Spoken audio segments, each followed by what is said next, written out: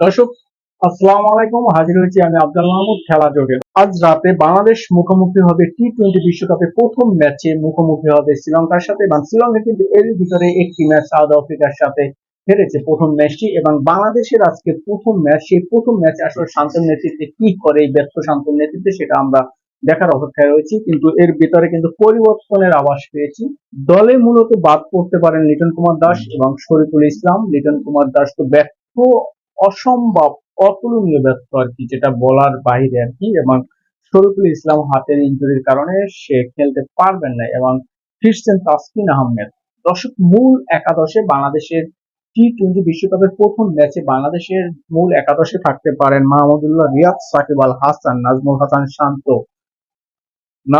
হাসান শান্ত।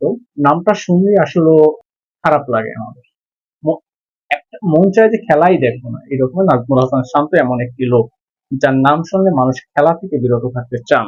নাজমুল হাসান শান্ত 3 নম্বরে, মোস্তাফিজুর রহমান 4 নম্বরে, পাঁচ নম্বরে আছেন অনেকদিন পরে ইঞ্জুরি থেকে ফেরা তাসকিন আহমেদ। দর্শক, একটি সুখবর, সেটা হচ্ছে তাসকিন আহমেদ ইঞ্জুরিতে ছিল, সেই ইঞ্জুরি থেকে সে ব্যাক করেছেন, এবং তাসকিন আহমেদ দলে অন্তর্ভুক্ত হতে যাচ্ছেন।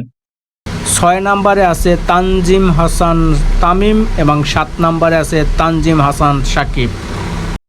8 নম্বরে আছে সৌম্য সরকার, 9 নম্বরে আছে তহিদ হৃদয়, 10 নম্বরে আছে রিশাদ হোসেন, 11 নম্বরে আছেন মাহাদি হোসেন। দর্শক, এই ছিল আজকের মূল বাংলাদেশের সম্ভবত দর্শক মূল একাদশে বাংলাদেশের এরাই আসলে আজকে থাকার সম্ভাবনা আছে। তো আজকে এই ম্যাচটিতে আসলে শান্তর নেতৃত্বে, এই ব্যর্থ শান্তর নেতৃত্বে বাংলাদেশ কি করে সেটাই দেখার অপেক্ষায় আছি আমরা। দর্শক, তো আমার ভিডিওটি যদি ভালো লাগে অবশ্যই আমার ভিডিও সবাই লাইক করুন, শেয়ার করে আমার সাথে থাকবেন। দর্শক, পরবর্তী ভিডিও দেখার জন্য অনুরোধ রইল।